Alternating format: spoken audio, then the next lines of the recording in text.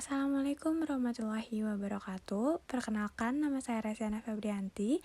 NIM saya 21023375.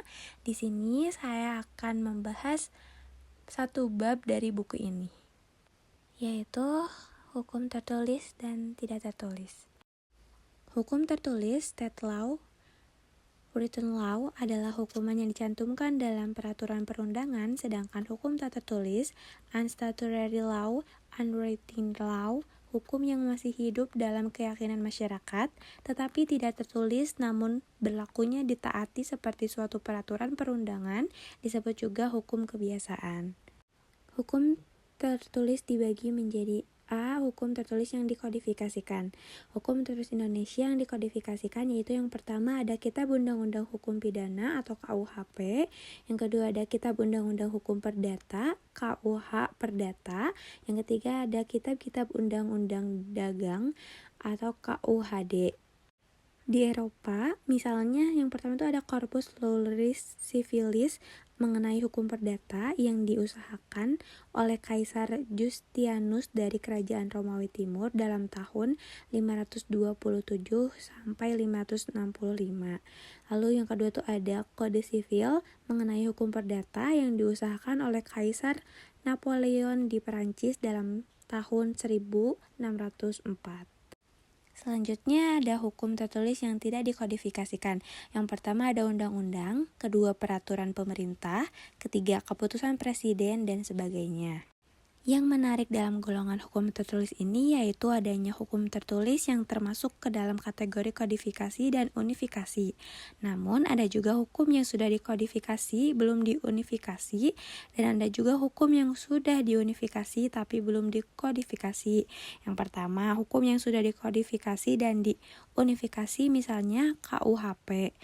Yang kedua, hukum yang sudah dikodifikasi tetapi belum diunifikasi misalnya KUHP Perdata. Yang ketiga, hukum yang diunifikasi tetapi belum dikodifikasi misalnya Undang-Undang Nomor 1 Tahun 1974 tentang perkawinan, Undang-Undang Nomor 5 Tahun 1960 tentang Undang-Undang Pokok Agraria.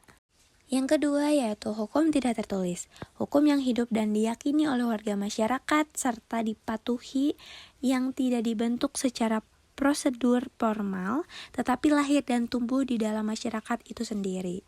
Selain itu, hukum positif tidak tertulis dapat dibedakan. Yang pertama ada hukum adat. Hukum adat merupakan hukum asli bangsa Indonesia yang hidup dan berlaku secara turun-temurun atau diakui atau dinyatakan sebagai hukum yang berlaku berdasarkan peraturan perundang-undangan atau putusan hakim. Lalu ada B, hukum keagamaan. Hukum keagamaan sebagai hukum positif yaitu hukum dari agama yang diakui menurut peraturan perundang-undangan yang berlaku atau berdasarkan suatu kebijakan pemerintah yang mengakui semua sistem keyakinan atau sistem kepercayaan oleh pengikutnya dipandang sebagai agama. Saat ini terdapat berbagai hukum keagamaan yang dinyatakan melalui undang-undang sebagai hukum positif seperti Undang-Undang Nomor 1 Tahun 1974. Ketentuan dalam undang-undang ini mengatur semua agama mengenai perkawinan dinyatakan sebagai hukum positif. Lalu ada Undang-Undang Nomor 7 Tahun 1989.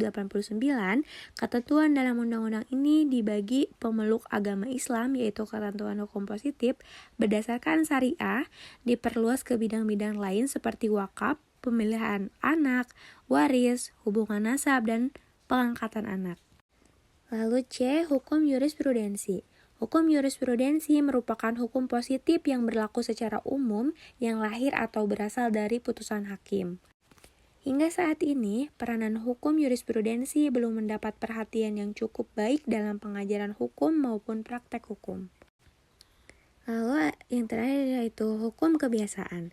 Hukum yang tumbuh dan dijalankan dalam praktek penyelenggaraan negara atau pemerintahan, dan hukum yang tumbuh dan dijalankan dalam praktek komunitas perniagaan, dan lain-lain. Hukum kebiasaan di lingkungan hukum berupa kebiasaan di bidang ketatanegaraan atau yang sering disebut konvensi. Tetapi karena hukum kebiasaan ketatanegaraan sangat menonjol pada ketatanegaraan Inggris, maka referensi utama biasanya adalah kebiasaan ketatanegaraan Inggris, termasuk kedudukan hukum dari kebiasaan ketatanegaraan. Cukup sekian pemaparannya. Maaf apabila masih banyak kurangnya. Terima kasih. Wassalamualaikum warahmatullahi wabarakatuh.